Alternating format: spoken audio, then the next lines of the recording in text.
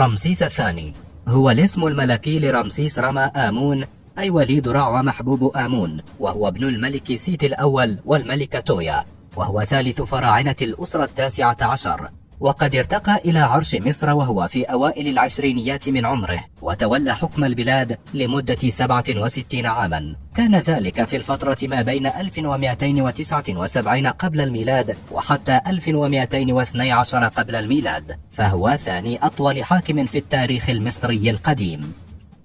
عرف عن رمسيس الثاني شغفه بالعمارة والفنون، فقد انتشرت المباني والمنشآت التي أقامها في طول البلاد وعرضها، بل وحتى في فلسطين ولبنان وسوريا وبلاد النوبة وعلى ساحل البحر المتوسط، حتى إنه لا توجد منطقة أثرية في مصر إلا وتوجد فيها آثار تحمل اسم رمسيس الثاني. ويمكن القول أنه لا يوجد ملك من ملوك مصر له مثل هذا العدد من العمائر الشاهقة، حتى أن رمسيس الثاني لقب بالبناء العظيم. ومن أبرز المعابد الخالدة التي بناها مجمع أبو سمبل ومعبد الرامسيوم.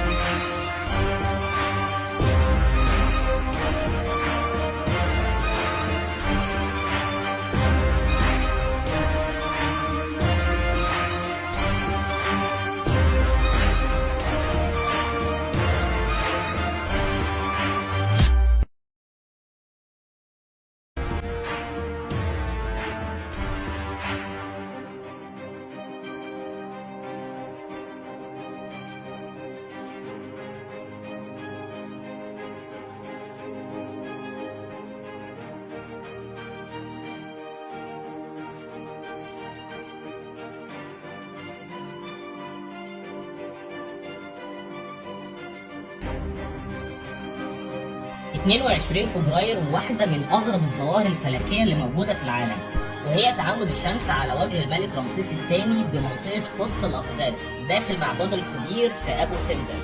الظاهرة بتتكرر مرتين في السنة، يوم 22 أكتوبر و22 فبراير. أشعة الشمس بتقطع مسافة طولها 60 متر عشان توصل لحجرة قدس الأقداس، وتتعامد فيه الشمس على وجه الملك رمسيس الثاني. وكتير من الناس متخيلة إن ده احتفالا بعيد جلوس الملك على العرش وعيد الملك رمسيس الثاني، بس الحقيقة التاريخية بتأكد كلام غير ده خالص، وإن السبب التاريخي هو بداية موسم الزراعة وكمان موسم الحصاد.